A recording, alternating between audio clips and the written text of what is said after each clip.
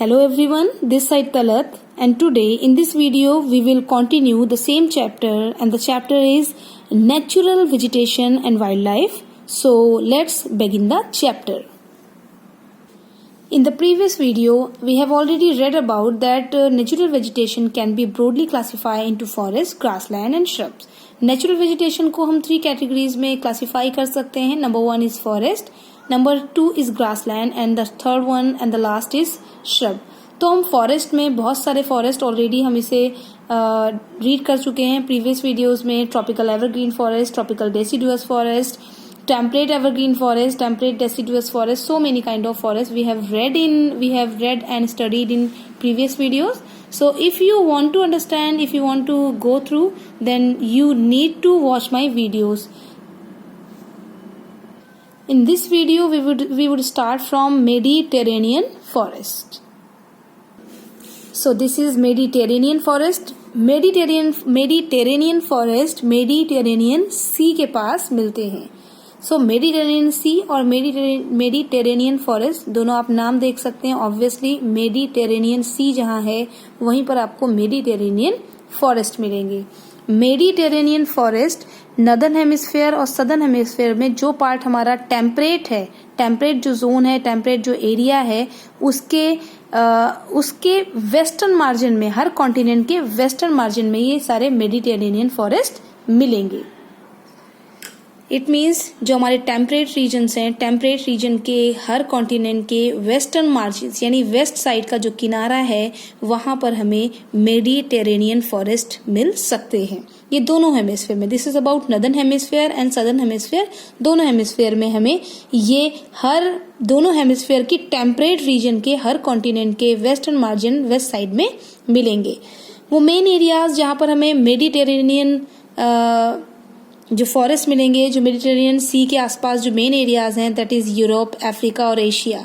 तो Europe, Africa और Asia जो मेडिटेरेनियन सी के आसपास के मेन एरियाज हैं, यहाँ पर ये फॉरेस्ट मिलेंगे. और बाकी areas outside the Mediterranean region are, यानी मेडिटेरेनियन रीजन के आउटसाइड दूर के जो एरियाज हैं, like California, central Chile, south west Africa, south west Australia, ये यहाँ पर ये आपको फॉरेस्ट मिल सकते हैं.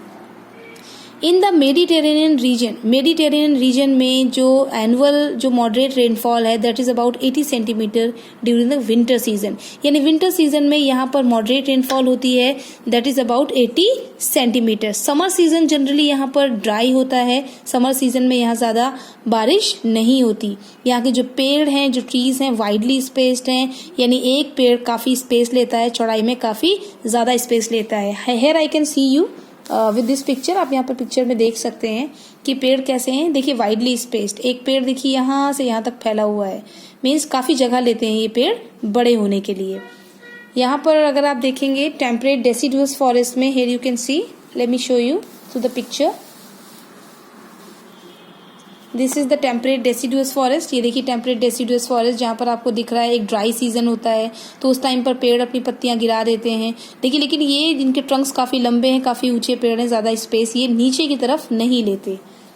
Now here is also one more picture is given there which you can see, and this is coniferous forest. Coniferous forest जहाँ पर height ज़्यादा होती है, जहाँ हाइट ज़्यादा होती है, ठंड ज़्यादा होती है, वहाँ पर आपको कोनिफेरस फॉरेस्ट मिलेंगे.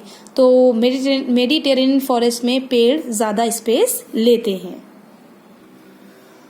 तो समर सीजन ड्राई होता है और यहाँ विंटर सीजन में मॉडरेट रेनफॉल 80 सेंटीमीटर के आसपास होती है. पेड़ वाइडली स्पेस्ड हैं, ट्रीज वाइडली स्पेस्ड हैं, काफ़ी स्पेस लेते हैं. Most of them have broad leaves. ज़्यादातर पेड़ों की जो पत्तियां हैं ब्रॉड हैं, चौड़ी हैं. इनकी रूट्स, इनकी जड़ें लंबी होती हैं. एंड अ थिक बार्क, और इनकी जो बार्क होती है, पेड़ के ऊपर की जो सबसे ऊपर की लेयर होती है वो काफ़ी मोटी होती है. Such trees can withstand the dry summer condition without shedding their leaves. और इस तरह के जो पेड़ होते हैं ये ड्राई समर कंडीशन, यानी एक ऐसी कंडीशन आ जाती है, समर सीजन यहाँ का ड्राई होता है, तो उस समर सीजन की ड्राई कंडीशन को में रहने के लिए इनकी इस तरह की जो कंडीशन है, मीन्स लंबी लंबी जड़ें हैं जो नीचे तक पहुंच जाती हैं, पेड़ों की जो बार्क है वो काफ़ी मोटी है, वो इनको सपोर्ट करती है इस तरह के ड्राई समर कंडीशंस में. और इस कंडीशन में स्टैंड करते हैं ये और रहते हैं. तो उसके साथ ड्राई हो जाने के बाद भी इनकी जो पत्तियां हैं वो पत्तियां नहीं गिरती। जनरली क्या होता है, जब एक ड्राई सीजन आता है तो पेड़ अपनी पत्तियां गिरा देते हैं, लेकिन जो मेडिटेरेनियन सी के जो पेड़ हैं, रूट्स लंबी होने के साथ और पत्तियां चौड़ी हैं, रूट्स लंबी हैं और बार्क मोटी होने की वजह से ये उस ड्राई सीजन में अपनी पत्तियां नहीं गिराते। And the trees are not very tall and have shrubs between them. यहाँ के पेड़ ज्यादा लंबे नहीं हैं और पेड़ों के बीच में श्रब्स यानी झाड़ी या कोई किसी तरह का पौधा दिखाई नहीं देता। मेडिटेरेनियन फॉरेस्ट में जो इम्पोर्टेंट ट्रीज हैं वो ट्रीज हैं oak, olive, fig, pine, fir, cedar and cypress. ये पेड़ आपको यहाँ पर मिलेंगे। Nuts, olive oil and citrus fruit, ये यहाँ के मेन प्रोडक्ट्स हैं जो इन आपको फॉरेस्ट से मिलेंगे। तो पेड़ तो ये हो गए, और लेकिन जो आपको मेन फ्रूट्स जो आपको मिलेंगे, जो मेन प्रोडक्ट्स मिलेंगे वो है nuts, olive oil and citrus fruit. And the main citrus fruit produce in this region include, और जो मेन सिट्रस फ्रूट हैं जो आपको इन फॉरेस्ट में मिलेंगे, मेडिटेरेनियन फॉरेस्ट में मिलेंगे, those are oranges, figs, olives, grapes, peaches and plums. तो ये जितने भी सिट्रस फ्रूट हैं, ये वाले जो मैंने अभी आपको रीड करके बताए, ये सारे आपको मेडिटेरेनियन फॉरेस्ट में मिलेंगे। रिसेंट ईयर में, हाल ही के कुछ सालों में, यहाँ की जो नेचुरल वेजिटेशन है, मीन जो मेडिटेरेनियन फॉरेस्ट हैं, उन्हें लार्जली रिमूव किया गया, largely been remove to provide land for agriculture and fruit farming, which we have already read in previous videos कि टेम्परेट डेसिडुअस फॉरेस्ट को, बहुत सारे टेम्परेट डेसिडुअस फॉरेस्ट को इसलिए खत्म कर दिया गया ताकि लोगों को एग्रीकल्चर के लिए और इंडस्ट्री के लिए स्पेस दिया जा सके। सेम हेयर इज ऑल्सो, यहाँ पर भी सेम बात है कि यहाँ पर भी बहुत सारे जंगलों को काट दिया गया ताकि लोगों को जमीन दी जा सके एग्रीकल्चर के लिए और फ्रूट फार्मिंग के लिए, खेती करने के लिए और फ्रूट ग्रो करने के लिए लोगों को जमीन दी जा सके। There is hardly any wildlife in this region. इस एरिया में आपको मुश्किल से ही एनिमल्स मिलेंगे, मीन जंगल जरूर है लेकिन यहाँ पर एनिमल्स मुश्किल से आपको मिलेंगे। Now next is coniferous forest.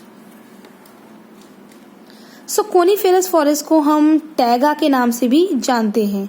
तो कोनीफेरस फॉरेस्ट टैगा के नाम से भी जाने जाते हैं, और ये जो फॉरेस्ट है कोनीफेरस फॉरेस्ट है, इनकी एक ब्रॉड बेल्ट है, एक ये चौड़ी जो बेल्ट है ये 50 डिग्री नॉर्थ से 70 डिग्री नॉर्थ के बीच में फैली हुई है। तो ये नॉर्थ में ही है, और कोनीफेरस फॉरेस्ट को नॉर्थ की 50 डिग्री नॉर्थ से 70 डिग्री नॉर्थ के बीच की जो बेल्ट है, इसे हम टैगा के नाम से भी जानते हैं।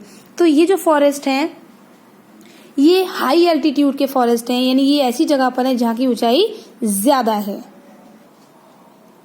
ये बेल्ट नॉर्थ पोलर रीजन के आसपास मिलेगी।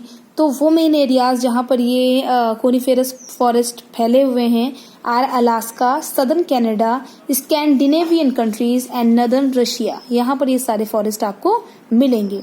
यहाँ पर जो प्लांट हैं, इन जंगलों के जो पेड़ हैं, वो उनकी स्पीड, उनके ग्रोथ उनकी काफ़ी कम है, इसलिए क्योंकि जो कोल्ड विंटर सीजन्स आते हैं, तो विंटर सीजन जब आता है तो पेड़ों की ग्रोथ कम हो जाती है, और यहाँ की जो ठंडा गर्मियों का जो मौसम है वो काफ़ी छोटा होता है, तो पेड़ों की ग्रोथ काफ़ी कम रहती है।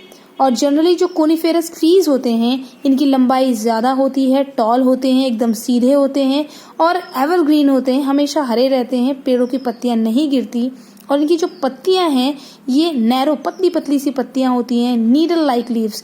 नीडल लाइक मीन्स सुई की तरह से नुकीली इनकी पत्तियां होती हैं।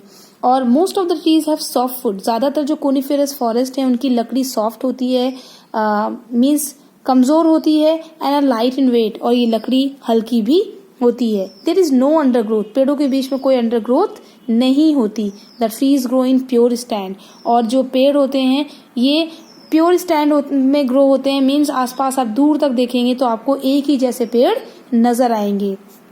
कोनीफेरस फॉरेस्ट जितने भी हैं इसमें जो मेन टाइप्स ऑफ ट्रीज आपको मिलेंगे, जो मेन पेड़ मिलेंगे, those are spruce, pine, fir, larch, cedar and hemlock.